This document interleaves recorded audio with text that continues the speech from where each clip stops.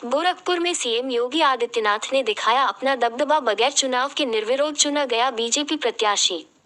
2023 voting हुए बिना चुनाव जीत गई बीजेपी कैंडिडेट। जानिए कैसे हुआ चमत्कार। 2023 यूपी निकाय चुनाव को लेकर गोरखपुर में चुनावी प्रक्रिया अभी शुरू हुई है। नामांकन के अंतिम दिन के बाद गोरखपुर में एक विचित्र मामला देखने को मिला, जहां बीजेपी की एक प्रत्याशी बिना आगे की प्रक्रिया, मतदान और मतगणना से पहले ही निर्विरोध चुनाव जीत गई।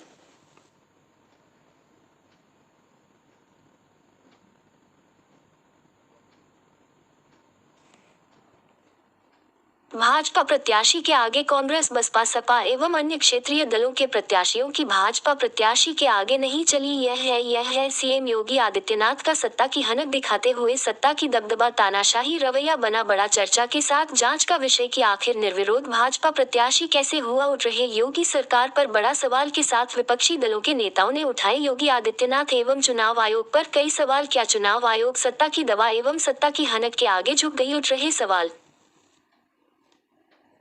मीडिया ने कहा, गोरखपुर यूपी निकाय चुनाव की अधिसूचना जारी होते ही चुनाव से जुड़ी प्रक्रिया चालू हो गई है। गोरखपुर में 11 तारीख से 17 तारीख तक नामांकन की प्रक्रिया आज पूरी होते ही एक विचित्र मामला सामने आया है, जहां एक प्रत्याशी की जीत अभी से सुनिश्चित हो गई है, जबकि मतदान और मतगणना की प्रक्रिया बाकी है। कार्यकर्ताओं ने प्रत्याशी को जीत की बधाइयां देना भी शुरू कर दिया है। चुनाव से पहले ही प्रत्याशी की जीत हुई सुनिश्चित। मीडिया ने बताया, गोरखपुर में निकाय चुनाव हेतु नामांकन की प्रक्रिया पूरी होते ही प्रत्याशी की जीत सुनिश्चित हो गई। जी हां, आप भी चौंक गए होंगे।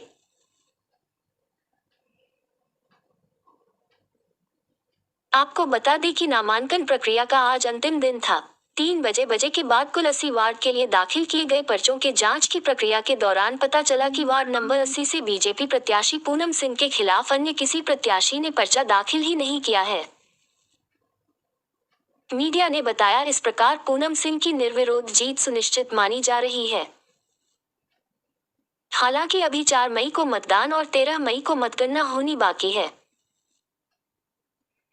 अधिकारियों का कहना है कि टेक्निकल रूप से सारी प्रक्रिया पूरी होने के बाद ही जीत को सुनिश्चित माना जाएगा।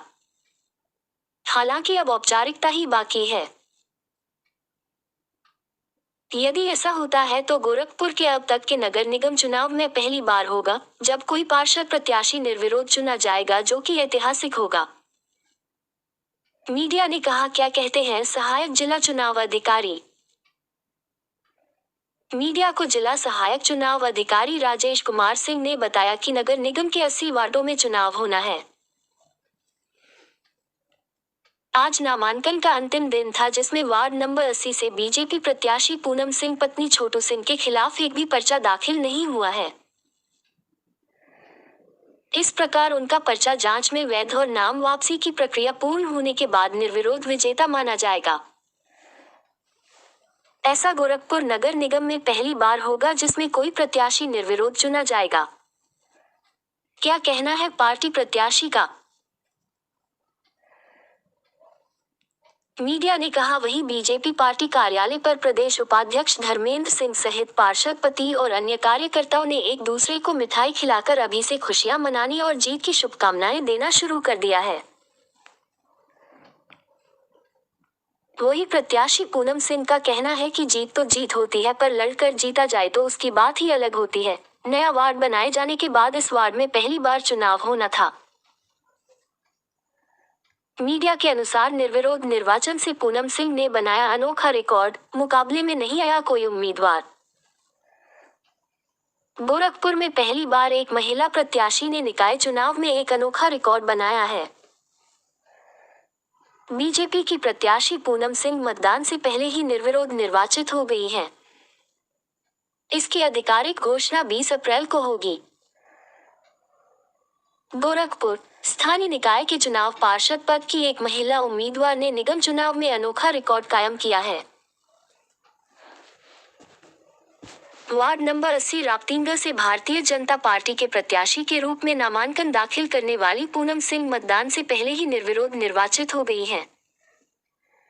हालांकि इसकी आधिकारिक घोषणा 20 अप्रैल को होगी,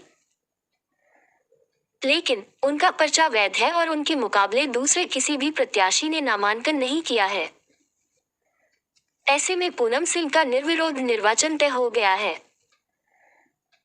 इस निर्वाचन के साथ ही उन्होंने नगर निगम गोरखपुर में अपना एक रिकॉर्ड भी स्थापित कर दिया है।